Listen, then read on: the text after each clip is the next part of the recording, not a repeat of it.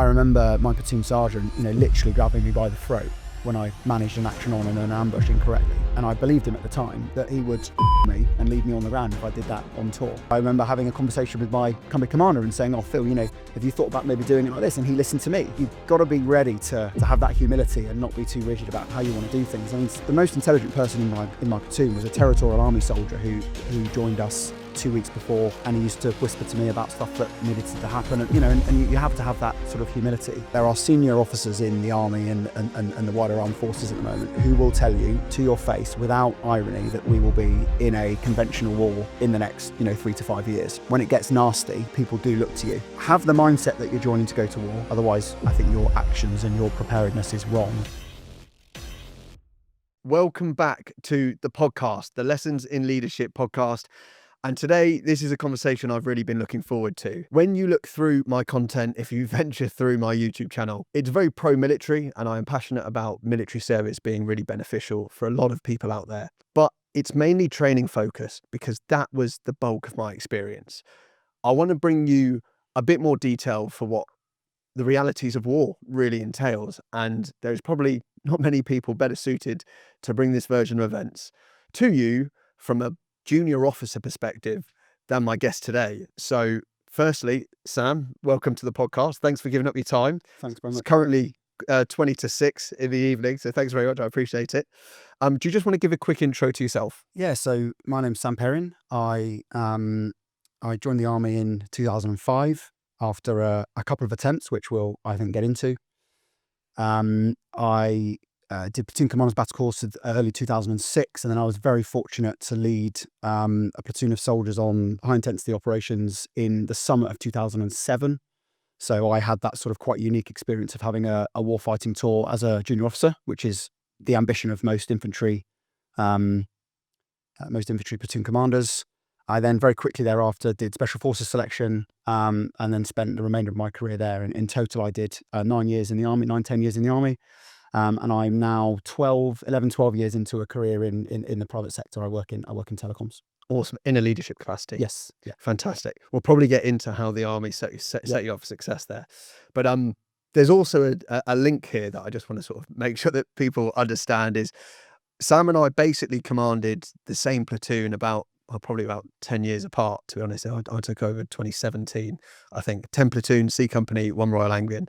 And Sam's name was sort of etched into some of the 10 platoon history, for which we'll probably get into why there was a good platoon reputation anyway. I guess a lot of that stuff was formed over that Herrick era, so I'd love to get into some of that, and I guess how you found that whole process of taking over a platoon of soldiers, having that sort of first leadership responsibility and getting ready to go warfighting. I was always, stood up straight, and that I was leading from the front, and I was making sort of good tactical decisions, and I learnt lots of lessons as well. My platoon sergeant at the time was quite experienced. He was just coming to the end of his time as a platoon sergeant. So he was like really, really keen to sort of, we didn't disagree on anything. He didn't need to grip me at any point, but he was very, very good at sort of saying, think about this and think about that. And now's the time you might go and chat to the blokes, or now's the time you might go and chat with the company commander about this, that, and the other, so he really guided me.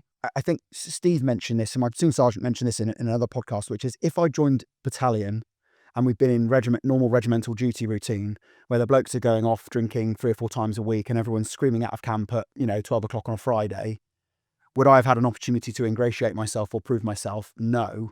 And would I might have had a slightly worse opinion of my soldiers, because it would have been all the usual sort of personnel issues that you have to deal with as a platoon commander.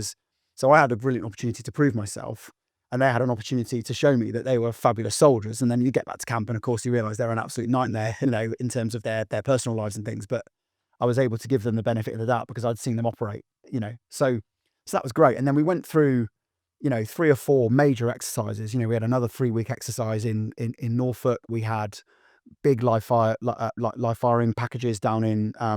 We went to Lyddon Hythe down in Kent, and we had a very long exercise in Kenya, which was sort of probably only a month or so before we actually deployed to Afghanistan. So very, very rare opportunity to come to an organisation that's gearing up, and do lots and lots of training, and that was just an amazing opportunity. So when we deployed, I was on first name terms with all the blokes. It was very informal. We'd been out drinking a lot. I'd been to barbecues at their houses. I'd met their wives.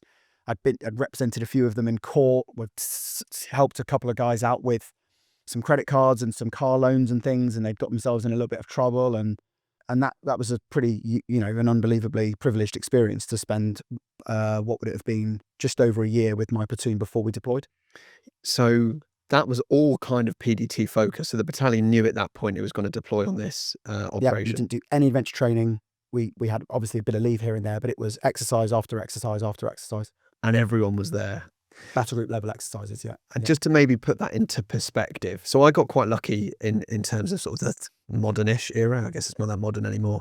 Of when I first joined, I went on a ski trip over Christmas, and then I went on the force protection task in Kenya, which obviously isn't punchy at all, but it is a great opportunity to take your platoon away, just you guys, Yeah. and that was awesome. Then when we got back, I realised what battalion life is like. And everyone is here, there, and everywhere. To get your platoon every week, well, it doesn't happen. Everyone's on a course. The officers' mess was a little bit of a mess because people were here, there, and everywhere. And then all of a sudden, the company deployed to Nigeria. I was the only officer in the company, so I had to stay behind at that point. And it was actually quite hard because no one was there that you needed to be there, and your soldiers weren't there, and one you only knew on a spreadsheet or whatever. And that was quite challenging. And then when we got told we were going on Toril 7, so back, well, to Afghanistan, but to Kabul in a completely different type of scenario than you experienced. That was kind of where we did go on a PDT type, conveyor belt. And all of a sudden everyone came back. And I was like, oh, this is great. So yeah, there's actually quite a lot of jealousy that you experienced that part, because it must have just been, I guess a buzz around battalion as well, knowing what was coming up.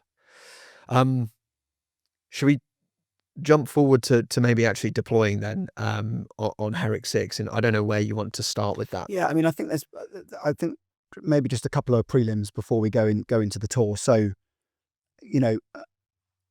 I've made the point already, but people who are 19 thinking about AOSB or just about to start Sandhurst or at Sandhurst or whatever, you must keep your eye on what it is that you're joining to do. I mean, there are senior officers in the army and the wider armed forces at the moment who will tell you to your face, without irony, that we will be in a conventional war in the next 3 to 5 years. And they're not saying that because they want people to be doing more training. They're doing it because the analysis is that we will be engaged somewhere in a conventional activity, in the not too distant future. And it's very, very important that people sort of keep that in mind. And your whole preparation needs to be on the basis that you're going to take over a platoon or troop or a unit of soldiers, and you're going to be getting ready for war. And you got to be on it, because if you turn up and you're not on it, your organization's not going to take you.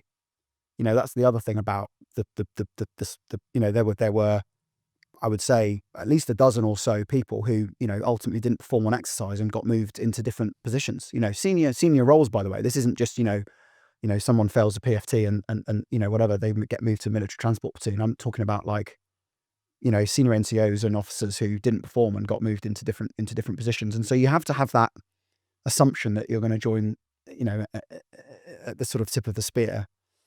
And I think that's point number one. Point number two is, on the basis that you're going to be potentially preparing to do that sort of stuff, how do you best want to learn and prepare yourself and your organization?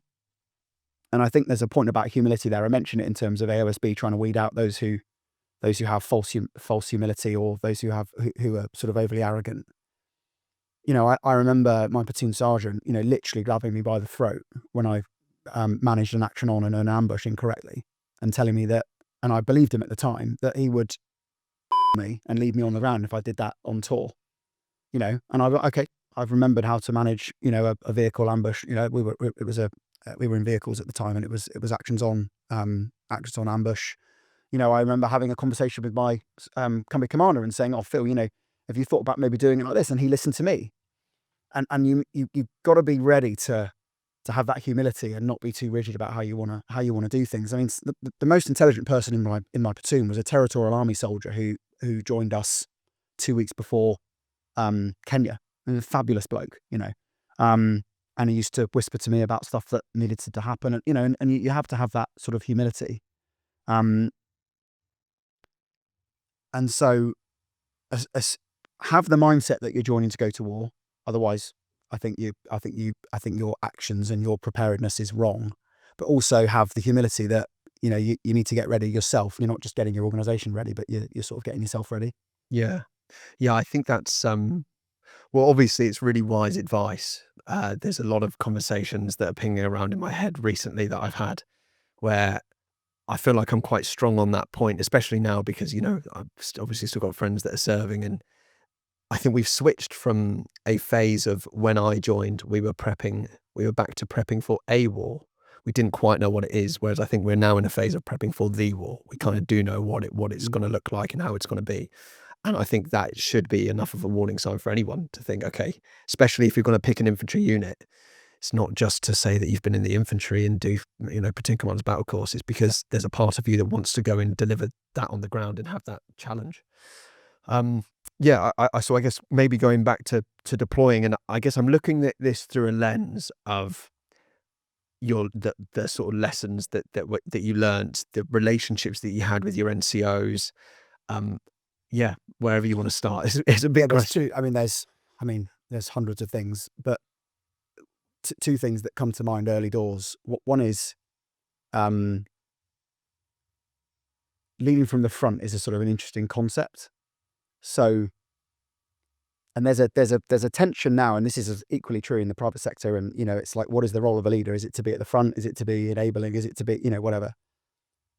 I had been instructed religiously that the platoon commander should allow the NCOs to do their job, and that you should always be behind the first section, and it should be the lead scout and the section commander that are doing the navigation and are making the sort of the micro movement decisions on the ground, which cover to use, etc.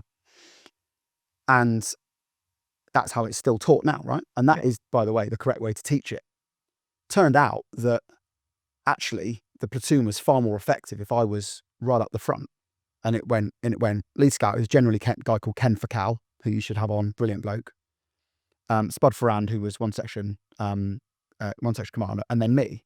And if I say that to people now, they go, "Oh, you arrogant wanker! Like, that's not what officers are for. Like, you need to let the section, do its thing, and you're being overbearing and all of that." But we sat down and had a conflab as a me and the full screws, the corporals and Steve Arman, the platoon sergeant, and we said, "Look, we're a little bit slow on the ground. I'm struggling to get my message, six men up, and it's a pain in the arse having to use the PRR, and it's company maneuvers, so there's lots and lots of radio traffic and all this." And we just decided that it would be easier if I was a bit further up the front, so we could make decisions in a more agile way. And if you said that now on platoon commander's battle course, you'd fail, because that's not how an officer should be operating. I'm just sort of trying to demonstrate that there's a unique, and my platoon were comfortable with me doing that because I'd proven myself, and it made us just a bit quicker on the ground and all that sort of thing. And I remember when I went on selection, and you have to do it's famously called first look, where you do, I think, a 10-minute memorized presentation without notes, and you get absolutely annihilated, and it's all the scripted stuff, and they're just trying to get you to cry, basically. And I talked about that, and they absolutely went for me. It's like, "What on earth are you doing at the front? That's not what officers for." And it's like, well, look, that's what I did, and that's what the platoon decided to do. I didn't mandate that would happen, but it just ended up being how we would manage that. And so there's just a point there about, there's no sacred cows. If something works on the ground, and you have the relationships to make that work, and you've made that decision almost sort of together, then how you manage your platoon is sort of up to you. And as I said, I was on first name terms, and we had a sort of slightly different way that we moved as a platoon. So there's that was sort of I think the first point I would make is flexibility of mind, and what matters, what works is what matters, and that sort of thing. I've written down ground/situation dependent, which I'm sure is a phrase that we've both heard a lot. And I remember at Sandhurst constantly being told this phrase. And at Sandhurst, you're kind of looking for the answer to every situation. What if this happens? And what if that happens? The platoon commander it's ground situation dependent. It really depends on what's going on and who's you've got available. And then as soon as you start getting some leadership experience, particularly in the infantry, you start to understand a bit more about what that means. So I'll caveat this with, this is obviously from training, never on a sort of key operations, if you like. But I think it also depends on who you've got there. So if you've got a new commander, a new section commander, and you don't quite trust them as much, or they haven't quite proven themselves, you might want to be further forward. And if you've got someone that you've trusted and has delivered multiple times, you might be more comfortable with being further back. And I think it's one of those things where you just start to know about what it is and when to do it and what feels right. And they're not going to teach that, because it sounds you've no idea. You know, you're going to do it wrong more than you are right. Yeah, and they teach humility really well at Sandhurst. I think, you know, they teach you to listen to your senior NCOs and earn the right to lead and all that sort of thing. My experience, and I think if you spoke to any of the other platoon commanders of that era who were doing high intensity operations, I don't know a single person from my platoon at Sandhurst or my friends or, you know, other people in the battalion or regiment, whatever, who where their platoon didn't respond to them when the rounds were coming down. And I think that's probably true if you think back to Falklands and, you know, you read all the regimental histories and things like that. You know, there are bad officers around, and of course those things always get written about and talked about. But my experience personally, and the experience of my close peer group of platoon commanders, is when it gets nasty, people do look to you. Even the most, you know, distinction in Brecon, you know, they might have a distinction on juniors, distinction on seniors. You know, Steve, you know, my platoon commander, platoon sergeant, had a distinction on both his courses, went on to be the regiment sergeant major, you know, generational guy. He looked to me. And I think that is something that is real, and everyone's shitting themselves. And that is the time for the officer to sort of step up and make some decisions. And there'll be loads of people who are rolling their eyes at that, thinking, oh, well, I can remember this one officer that I worked with who wasn't very good and la la la. But I don't know of any experiences where officers were told to shut up and, you know, sit at the back and all of that. You know, when things are stressful and scary, officers do need to lead. Yeah. And sometimes making a quick decision is better than waiting to make a better decision more slowly, particularly when, you know, the enemy's maneuvering around you and you need to potentially sort of get your blokes into a better position, whatever it might be. Yeah. I mean, look, the situation I was in as a young platoon commander was extremely, extremely rare. Like I tried to work it out, but let's say I was on tour for 6 months. Let's say I was deployed for 6 months, bit of R&R and stuff. I think there was no more than about 5 or 10 days where I wasn't in some kind of a contact. And on some of those days, it was, you know, complex, high intensity, you know, ambushes and people getting hurt and all that. Other times it was a few rockets into camp or whatever it might be. But you learn very, very quickly how to operate in those situations and what your men expect and what the right decisions are. And there was a point, I would think, 6 weeks in, 8 weeks in, where we really, really were moving as a very, very high quality sort of cohesive organisation. And the way I sort of best define that is, there's a very famous day where we sadly lost Lance Corporal Alex Hawkins, who was killed by an improvised explosive device while collapsing off an ambush. And I was the it's not relevant who was there and who was in charge, but I was one of the officers there, and I was like, all on defence. Oh no, we're already all on defence, right? Clear a safe route. Oh, the lads are already doing that. First aid, lads are already doing that. Who's managing the HLS? You know, and I didn't have to say a word. And there was an hour where there was a guy sadly dying in front of us, and, you know, it was an unbelievably stressful situation, and I didn't need to say anything.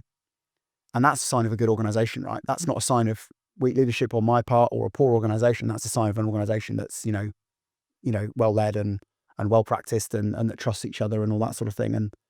And sometimes it's okay to let things happen around you, particularly if you've had a long time to train and you know everyone and you trust everyone. Yeah. I mean, initiative, right? And this was sort of, I feel weird saying this and of likening it to an experience at Catterick, but there was a point where I sort of, you know, you are getting civilians in and trying to train them to be soldiers, which isn't easy.